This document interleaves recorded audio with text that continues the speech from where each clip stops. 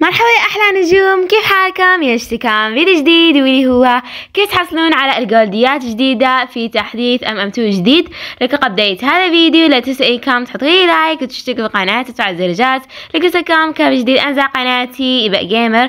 طبعا إذا ما تعرفوني أو ذي أول مرة تشوفون ذي القناة، طبعا هذه القناة أسوي فيها أنا وأختي ألاء، لكن الحين في هذا الفيديو ألاء ما هي موجودة، فبس أنا عم أصور لكم. المهم إن شاء الله في الفيديو الجاي راح تظهر ألاء. المهم طبعا لو تدرون أكيد إنه نزل تحديث الكريسماس في MM2، لكن يا جماعة لو تدرون إنه ترى في كذا جولديات مخفية ما حد يدري عنها، واليوم راح أقول لكم كيف تحصلون عنها. طبعا مو كلها، طبعا في الأغلبية منها. يمكن يا جماعة يحالفكم الحظ وراح تاخذونها بإذن الله. فطبعا يا جماعة الحين خلينا نبدأ أول شيء بالجولدي الأول.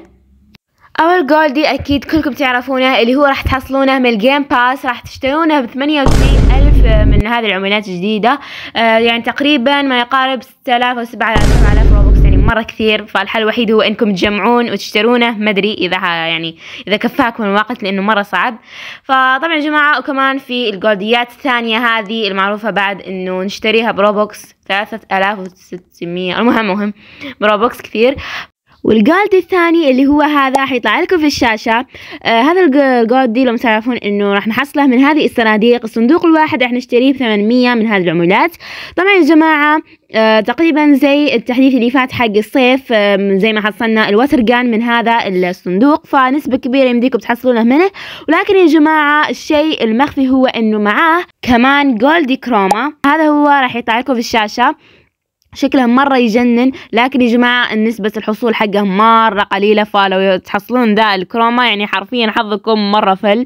فالمهم يا جماعة الحين لو لاحظتوا لو روح لقائمة المتصدرين راح الاقي هنا اكثر الاشخاص اللي جمعوا هذه العملات الجديدة. لكن لو تلاحظون في شيء هنا مكتوب اللي هو جيفت، لو تضغطون عليها راح تظهر لكم قائمة ثانية من الاشخاص.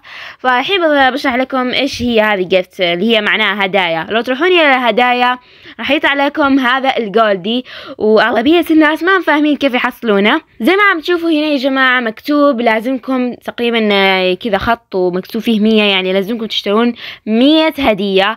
الهدية الواحدة ب800 من هذه العملات، يعني تقريبا عشان نشتري 180,000 تحتاجون من هذه العملات عشان تشترونها.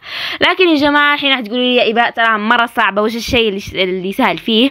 الحين يا جماعة لما تشترون انتوا هذه الهدايا انتوا لازمكم تعطولها لأشخاص ثانيين. هذه هدية يعني تعطوها لشخص ثاني وكذا خلاص، معناتها يعني انتوا حصلتوا هذه الهدية. فتقريبا لازمكم تشترون 100 هدية وتعطوها ل100 شخص أو لشخص واحد. طبعا يا جماعة تخيلوا انتوا تكونوا قاعدين في أمان الله، بعدين يجي شخص يعطيكم هذه الهدايا، يعني بدون أي مجهود منكم يمديكم تحصلون هذا الجولدي عن طريق إنه الأشخاص أو الناس ذول يعطوكم 100 من هذول الهدايا، وراح تحصلون الجولدي بدون اي مجهود منكم. وكمان الشخص اللي اعطاكم راح يحصل الجولدي، يعني فيها منفعة للطرفين.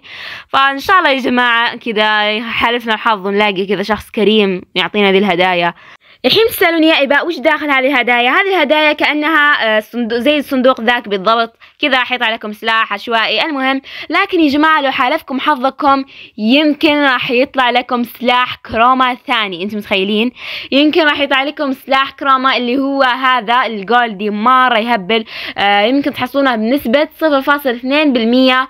فإن شاء الله رح نحصله، وحتى لو ما حصلنا عادي لانه في ذاك الجولدي مرة يهبل. تخيلوا كذا تمشون في امان الله يعطيكم شخص. المهم اذا لقيتوا ذا الشخص قولوا لي يا جماعة مين، لانه حرفيا محتاجة مرة، ماني شارية ولا شيء ذا التحديث، لانه انا اكره شيء اسمه تجميع، يعني ما احب اني اصبر ابدا. فبس يا جماعة اكتبوا تحت تعليقات رايكم في هذا الفيديو، وهل عجبكم التحديث او لا بصفة عامة. انا صراحة اقيم التحديث 7 من 10. هو التحديث كماب يعني مرة يجنن، لكن ما سووا فيه فعاليات. يعني من الافضل لو سووا كذا فعاليات تكون حلوة بصراحة، يعني يمكن اقيمه 10 من 10. وبس اكتبوا تحت تعليقات رايكم، وهل حصلتوا جولدي من هذول الجولديات اللي قلت عليهم ذا الفيديو. وبس مع السلامة، احبكم.